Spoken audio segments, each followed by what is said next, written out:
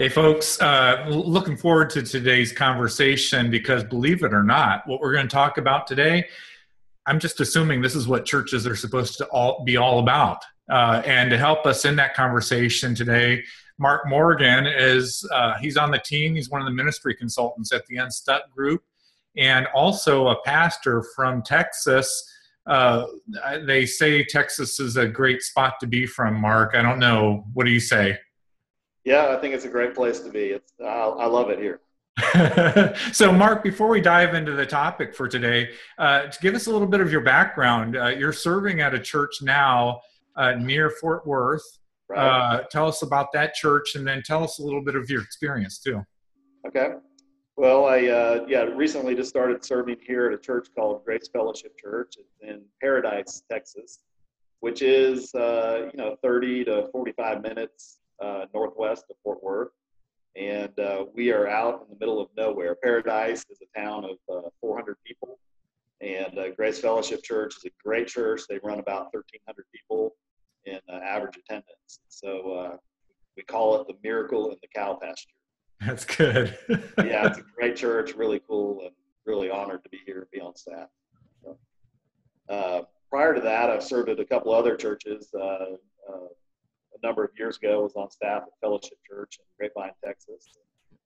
Was part of the executive staff there and had a number of different roles, including campus pastor, and ran the camp and retreat center for a year.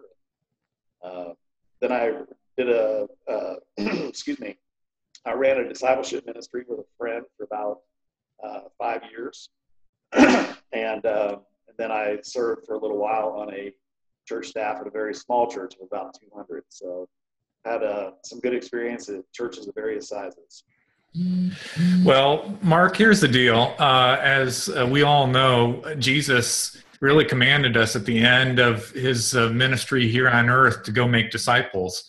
And so you would think disciple making, the church would be all about this, that it would be the one area where we would be having success. That we would just be all about helping people become like Jesus. But it seems like as you and I get to work with churches, when we begin to unpack the areas where churches are struggling the most, this issue of spiritual formation, discipleship always rises to the top of the core issues that churches are wrestling with. And I guess my question for you is this: why do you think that's the case?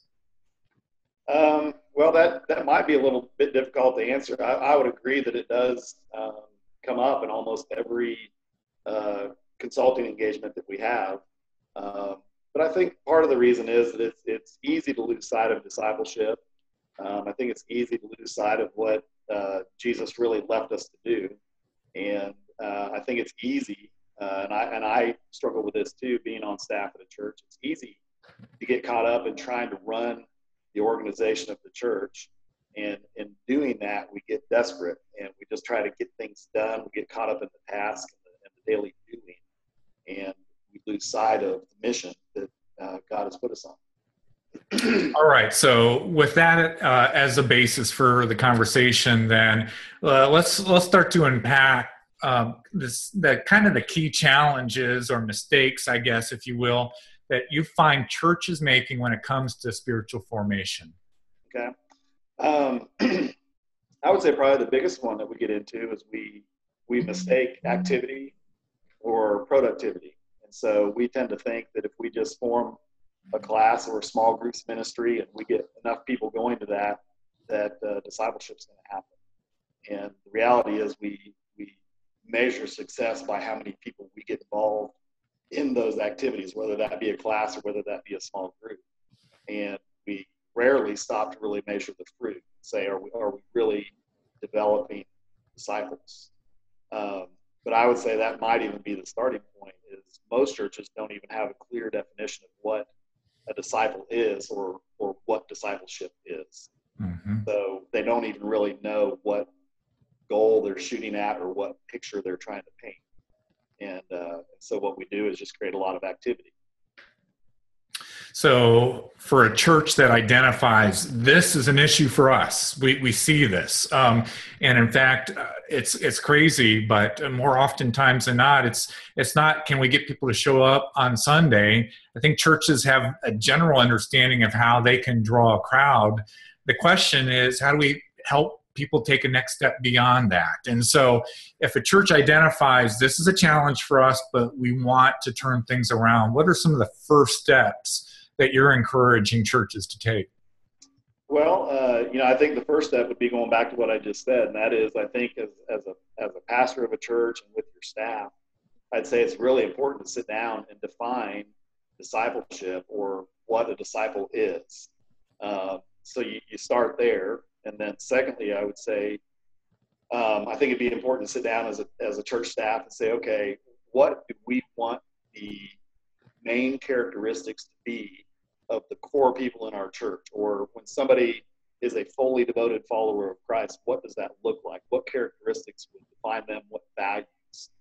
And then we know what we're trying to teach and what we're trying to shape when we have those core characteristics and those core values. So now we've kind of painted a picture of what it is we're trying to create when we say we're making disciples.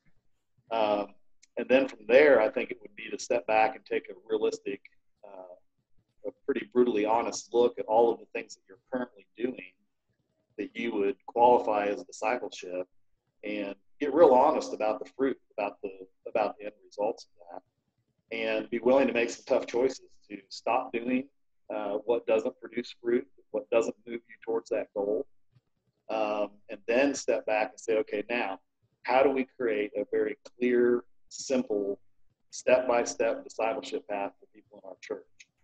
And Tony, I think we all know there's plenty of research and plenty of studies that have been done on the fact that when we offer too many choices, whether that's items in a grocery store or whether that's all of the opportunities for somebody to get involved in our church, when there's too many choices, people tend not to make a choice. In other words, they do nothing. And so I think it's real important for us to define, here's what your next step is, or here is the path that we would like to see you walk in discipleship. Mark, you've had the opportunity to work for and with smaller churches and very large churches. Do you see any consistent themes as it relates to discipleship, spiritual formation, consistent either success or struggles that small churches experience versus large churches? Yeah, I would say it's interesting because I think small churches in some ways have an advantage in discipleship because, discipleship really should be highly relational because it's not just teaching, it's getting people involved in actually putting into practice what they're learning. And so small churches, everybody tends to know each other, everybody tends to know the pastor and the staff. And so it's much easier to gauge what people need. It's much easier to have time to give those people what they need and then to judge whether we're getting that fruit or not. So small churches kind of have a little bit of an advantage, but I think where small churches struggle is they because it is so relational and it's so one-on-one, they tend not to have any intentional plan or any intentional strategy of where they're trying to go with that. And so when it comes to their church growing, they're not really prepared for growth. Yeah, it seems like, you hit the nail on the head. A discipleship, it's highly relational. Yeah. And so as churches grow, the challenge is around how do we create systems for relationships to happen that produce fruit in people's lives. That's a big challenge, Mark. What do you see is working related to that? Well, I would say this. I think many churches are asking the question, and I think we kind of get what discipleship looks like in a personal relationship or a one-on-one relationship. But I think that gets really cloudy when we begin to look at how do we do that in a church. And I think the larger the church gets, the harder it is to really measure, are we accomplishing that? Are we forming those relationships? What's working? I would say most churches, again, that are having success at this, they've clearly defined what discipleship is. They know the values that they're trying to create in the core members of their church or core people in their church. And then they've created a very simple um, discipleship path or discipleship strategy. And I would say probably most churches that are having success at this are probably doing that mostly in a small group environment. And then they probably supplement that certain life stage type things and specific issues with classes or seminars. But even more so than that, they're not just stopping and teaching. They're finding ways to help people put those things into practice, which many times has to do with serving within the church or with the church out in the community. All right, Mark. So let me give you this final question then, as it relates to specifically the pastors of these churches that you're running into. I mean, they're feeling the weight of the accountability for where people are in their faith journey and the steps that they're taking. What would your encouragement be to those pastors that are identifying, hey, this is something that we need to take ground on? Well, my first piece of encouragement would be that as a church and as an organization, as a pastor, I think we should take it seriously. Our job description is given to us in Ephesians, and that says that the leaders of the church, our responsibility is to equip the saints or the people in our church to do the work of ministry. And so I think the first thing is it should be a relief to us as a pastor to realize that ministry doesn't even really belong to us. It belongs to the people in our church. And so I think if we can just change our mindset to realize that as we begin to develop in people the skills, the abilities, the character, the relationship with Christ that will allow them to then begin to carry out ministry, that takes a lot of pressure off of us. And so I think as pastors, we get caught up in trying to do it all ourselves. We carry that weight. And then we struggle trying to figure out how to be able to delegate and give ministry away when really that's our whole job description. And if we would become effective at doing discipleship, then that's also our leadership development strategy. I believe as we do that, leaders come to the surface, and that gives us the ability to find people to give ministry away to. And so then the other side of that would be that we just have to realize that obedience is up to the individual. So as a church, as a pastor, as a leader in the church, what we can do is we can provide the opportunities, we can provide the motivation, we can provide the vision, we can provide the teaching, we can provide the systems. But at the end of the day, we can't force an individual to walk down that path. And so I think we have to release ourselves sometimes from that responsibility to say, I can provide the opportunities, but I can't do it for you. I kind of go back to what the Home Depot, they used to have a slogan years ago that said, you can do it, we can help. And I really think maybe churches need to understand that sometimes, that you as an individual, you have to take responsibility too. We can't do it all for you. That's a great encouragement, a great challenge, Mark. I kind of lost you with the Home Depot thing, though, because Home Depot doesn't know me. There's no way I can do it. Hey, Mark, it was good to connect with you today. And here's the great thing. At the Unstuck group, we really want your church to grow, but we also want you to help people grow, to help people take next steps, for them to become more like Christ.